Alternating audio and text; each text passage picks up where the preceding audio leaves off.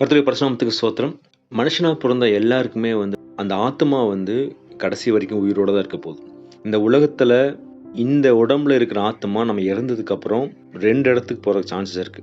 ஒண்ணு தேவனிடத்துல போறக்கு, இன்னொன்னு நரகத்துல போறதுக்கு சான்சஸ் இருக்கு. இந்த 2மே முடிவு பண்ண வேண்டியது நம்ம கையில தான் இருக்கு. நம்ம தேவனோடு நித்திய நித்தியமா பரலோகத்துல இருக்க போறோமா, இல்ல நித்திய நித்தியமா நம்ம நரகத்துல இருக்க போறோமா அப்படிங்கிற டிசைட் பண்ற ஒரு இடம் தான் இந்த உலகம். இந்த உலகத்துல நான் எப்படி வேணா வாழ்ந்துடலாம், நான் எப்படி வேணா இருந்தா கடைசியில கடவுள் என்னை மன்னிச்சிருவாரு, மன்னிச்சு என்னை கொண்டு போய் கடவுள் நித்திய நித்தியமா அவர் கூட வைத்துக் கொள்வார்னு சொல்லி நம்ம நினைச்சு கொண்டிருந்தோம்னா, நம்மளை போல பரிதபிக்கப்பட்டவர் யாருமே கிடையாது.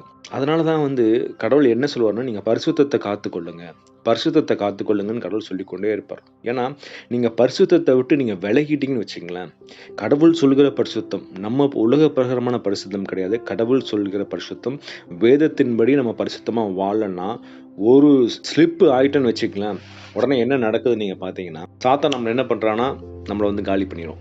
அதான் நீங்க வசனம் சொல்லுது, 1 பேதுரு 5:1 வாசிங்கன்னா, தெளிந்த புத்தி உள்ளவர்களாய் இருங்கள், விழித்திருங்கள், ஏனெனில் உங்கள் எதிராளியாகிய பிசாசானவன் கெர்ச்சிக்கிற சிங்கம் போல் எவனை விழுங்கலாம் என்று வகை தேடி சுற்றித் திரிகிறான். சாத்தான் என்ன பண்றான்னா, நம்மள சிங்கம் போல என்னைக்கு மாட்டுவான்னு சொல்லி வாயை திறந்து கொண்டு இருக்கிறான். நம்ம அதுக்கு சான்ஸ் கொடுத்தான்னு வச்சுங்களேன், நம்மள அவன் பீறி போட்டுருவாங்க இல்ல.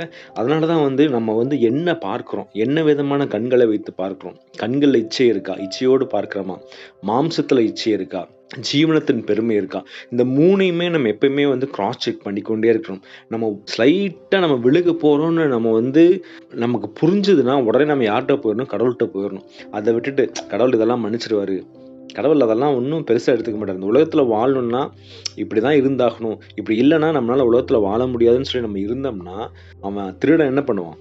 வசனம் நீங்கள் பார்த்தீங்கன்னா, யோவான் 10:10, திருடன் திருடவும் கொல்லவும் அழிக்கவும் வருகிறானே அன்றி வேறொன்றுக்கும் வரான். திருடன் உள்ள வந்துட்டான்னா அவன் என்ன பண்ணுவான்? நம்மளது ஜீவனை திருடிடுவாங்க. நம்ம பரிசுத்தம் போயிடுச்சுன்னா நமக்கு வீட்டில் ஒரு நிம்மதி சமாதானம் இருக்காது. நீங்கள் ஒரு பாவம் பண்ணிடுங்களேன், அந்த பாவத்துக்கு அப்புறம் உங்களுக்கு நிம்மதி இருக்கவே இருக்காது. ஏன்னா திருடன் திருடிடும். அடுத்து என்ன பண்ணிடுவான்? உங்கள் ஆத்மாவை அழிச்சிருவான். இல்லை, அந்த அந்த பாவம் கண்டினியூஸாக செஞ்சு கொண்டே இருப்போம். ஆட்டோமேட்டிக்காக அந்த ஆத்மா என்ன பண்ணுன்னா அப்படியே மரத்து போயிடும். கடைசியாக நம்மளை என்ன பண்ணிடுவான்? அழிச்சிருவான். எப்படின்னா நம்ம தேவனை விட்டு வழிவிலக செஞ்சிருவான். அதுதான் அவன் பண்றான். அதனால தான் கடவுள் என்ன சொல்றாரு, நீங்க பரிசுத்தமாய் வாழுங்க, பரிசுத்தமாய் வாழுங்கன்னு சொல்லிக்கொண்டே இருக்கிறார். இதையே தான் பழைய ஏற்பாடு காலத்துல இஸ்ரவேல் மக்களுக்கும் சொல்லிட்டே இருந்தார். பரிசுத்தமா இருங்க, நீங்க நரகலான விக்கிரங்களை விட்டுருங்க, அந்நிய தேவர்களை தேடாதீங்க, கண்ட இடத்துலலாம் நீங்க தூபம் காட்டி கொண்டு இருக்கிறீங்க, உங்க பிள்ளைகளை தீ கடக்க பண்ணி கொண்டு இருக்கிறீங்க,